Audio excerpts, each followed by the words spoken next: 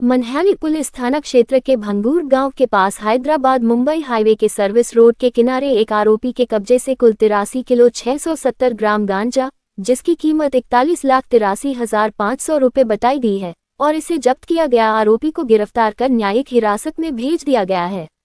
इस संबंध में जानकारी प्रेस कॉन्फ्रेंस के जरिए बीदर के एसपी प्रदीप गुंटी ने दी। ಒಂದು ಗಾಡಿಯನ್ನು ಇಂಟರ್ಸೆಪ್ಟ್ ಮಾಡಿದ್ದೇವೆ ನಾವು। ಆ ಗಾಡಿಯಲ್ಲಿ ಸುಮಾರು 84 ಕಿಲೋಸ್ ಆಫ್ ಗಾಂಜಾ, 84 ಕಿಲೋ ಗಾಂಜಾನ ಸಾಗಣೆ ಮಾಡಬೇಕು, ಹೈದರಾಬಾದಿಂದ ಮಹಾರಾಷ್ಟ್ರಕ್ಕೆ ಸಾಗಣೆ ಮಾಡಬೇಕಂತ ಪ್ರಯತ್ನ ಮಾಡುವಾಗ ನಾವು ಇಂಟರ್ಸೆಪ್ಟ್ ಮಾಡಿ ರೈಡ್ ಮಾಡಿ NDPS ಪ್ರಕರಣ ದಾಖಲೆ ಮಾಡಿದ್ದೇವೆ। ಇಬ್ಬರು ಆರೋಪಿಗಳಿದ್ದರು, ಒಬ್ಬನು ಸಿಕ್ಕಿದ್ದಾನೆ, ಇನ್ನೊಬ್ಬನು ಓಡಿ ಹೋಗಿದ್ದಾನೆ। ಅವನಿಗೆ ಕೂಡ ಅತಿ ಶೀಘ್ರದಲ್ಲೇ ನಾವು ಹಿಡಿತೇವೆ।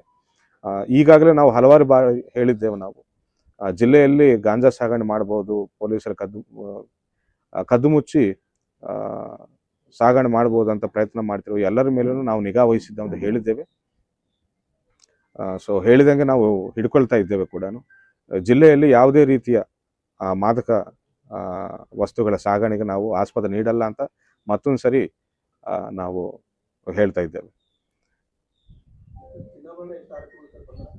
3 ಆರೋಪಿಗಳು, ಎಸ್।